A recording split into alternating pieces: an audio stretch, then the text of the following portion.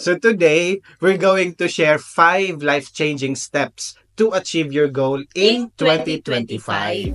Okay, so actually this is our notebook noong 2024. So, maganda siya actually pag sinusulat mo lahat yung mga plans mo in a simple notebook or kahit kung meron kang planner. So, you can look back, you can reflect, tapos you can track your progress. It's always a work in progress naman. Hindi naman ibig sabihin na pag New Year, start from zero ka, diba? So, kung may nasimulan na tayo last year, it's just a matter of continuing our goals.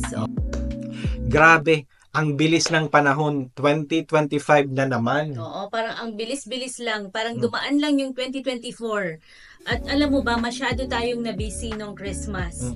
Kabilaan yung parties, yung mga exchange gifts, bibili ka ng mga gifts, mag-order ka pa ng mga pagkain, tapos magjo-duty ka pa, di ba? So, sobra tayong na-busy. Ikaw, my heart, ano ba yung pinaka-best part mo nung Christmas? Ako, personal, yung pinaka-best part ko ng Christmas is yung first time natin ginawa yung nagsimba kami ng 12 midnight. Kasi hindi ko ine-expect na marami pala yung magsisimba ng 12 midnight. And at the same time, isa lang yung mass ng 12 midnight for the whole year. Ito lang yung Christmas. Ano ba tawag dito? Misa di Gallo. Misa di Gallo. Although ginagawa ko naman yung Misa di Gallo sa Pilipinas, pero first time namin gawin dito sa UK. So, how about you, Ma? Ikaw, ano yung pinakamaganda mong part ng Christmas? So, ako naman, personally, yung gusto ko talaga is yung Advent wreath. Okay, so yung Advent wreath kasi it symbolizes the 4 Sundays of December. Para sa akin, pag patapos na yung year and we're trying to get ready for the next year, okay, aside from preparing dun sa mga parties, dun sa mga gifts, dun sa mga food, ang pinaka-importante is to really prepare ourselves for the new year. And kaya mahalaga para sa akin yung 4 Sundays ng December. Kahit ilang araw na lang yung natitira and then 2025 na alam kong nauuso today yung mga New Year's resolution. Palaging uso ang New Year's resolution. Oo. Plus, feeling ko naman lahat tayo may goals. Diba? Lahat naman tayo may goals. Pero kung wala kang goals, okay lang. Okay lang kung wala ka ding goals. Minsan kailangan lang natin mag-sit back and relax. Kasi minsan nakakapagod din naman talaga. And because of that, gusto naming ma-share sa inyo yung parang simplest way. So number 1 is be specific. This step is very crucial and very important. So kailangan mong maging very clear of what you want and you really need to know what you want. So, meron tayong mga different aspects in life na you might want to improve in terms of physical aspects, spiritual, financial, and emotional aspects. Kung gusto mo maging fit or mas maging active this year, so gagawa ka ng plan. Diba? So, kung financial naman, in terms of financial aspects, if you want to save a certain amount, then you have to do things paano mo siya ma-achieve at the end of this year. Yung may target ka. May target ka. In terms of spiritual aspects, if you want to strengthen your faith, then kailangan mo siyang gawin. You have to allot a time or specific day of the week na gagawin mo to in order to achieve your goal. The second step is to categorize these goals into short-term goals and long-term goals. So, yung mga short-term goals, ito yung mga pwede nating ma-achieve in a span of 6 months to a year. And yung mga long-term goals naman, it's the goals na mga between 5 to 10 years, 'di ba? So, pag sinasabi mong 5 years, sasabihin mo, hindi ko naman yun iisipin kasi matagal pa yun. But alam mo, yung 5 years, sobrang bilis lang nun nung 5 years. Hindi mo mamamalayan. So, it's important to have long-term goals kasi it will give us a vision. So, yung vision natin, it will give us a direction kung saan tayo papunta.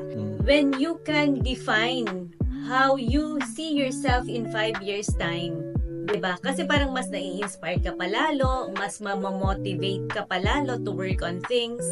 Lalong-lalo na pag alam mo na in 5 years' time, ito yung result na gusto mo. Number 3 is making your to-do list. So ito yung ililista mo na yung mga specific steps na gagawin mo in order to achieve yung mga naset mo na goals.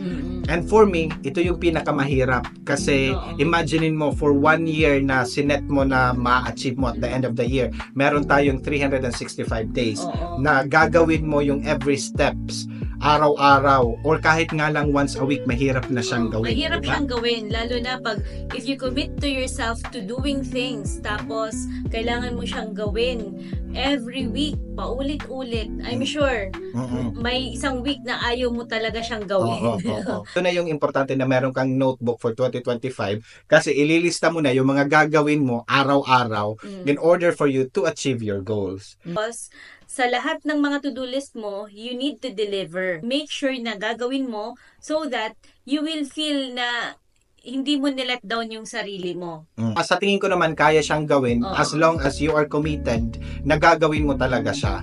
Meron nga tayo kahit yung mga friends natin, di ba? Kung nagsiset tayo ng lunch date or ng dinner date, kahit pang from night shift ka, you tend to show up for them. Oo. Diba? Hindi ka malilate. Gigising ka ng from night shift ka, gigising ka ng 9 in the morning, parang 3 hours lang yung tulog mo kasi you still have to prepare.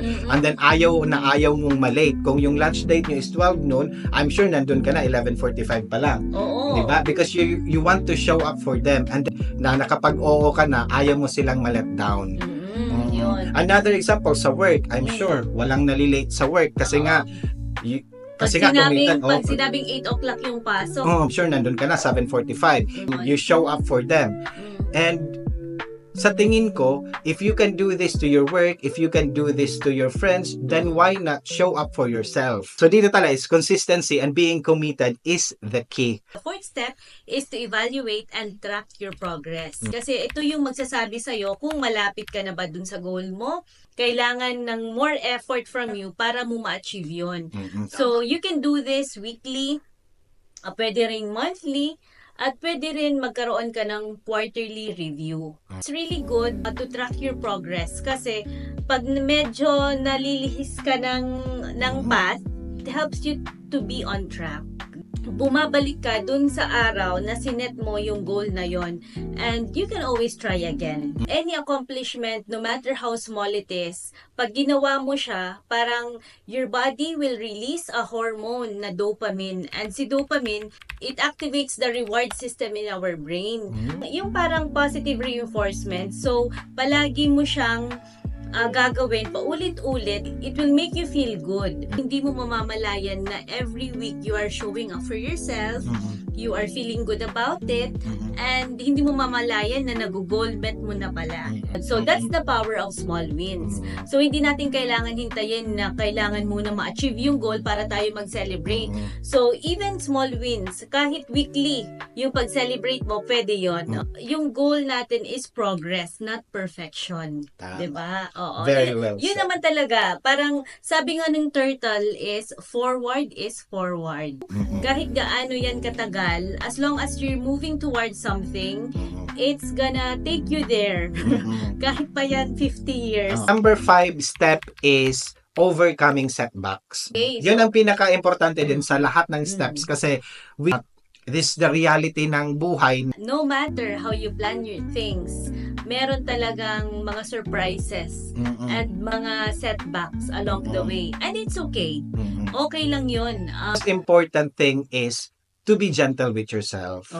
Kasi minsan hindi tayo makamove forward kasi hindi yun yung tamang daan. So you have to step back para mo makita yung bigger picture and then ma-realize mo na kaya pala hindi tayo makamove dito kasi andito pala yung tamang way. So punta ka dito until you reach your goals. And this is the end of our video and hopefully may natutunan kayo and then you will be ready with your year 2025. Start the year right. We want to take this opportunity to thank everyone na nandyan since day 1 na i-create namin yung channel na to and it's been a year now.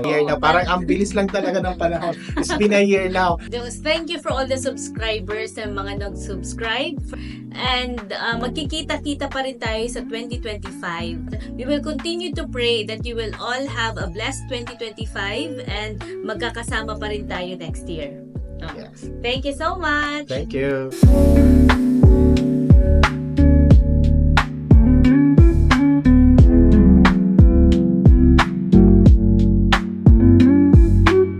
Hindi ko makakalimutan at yun yung pinaka-best part ng Christmas this year.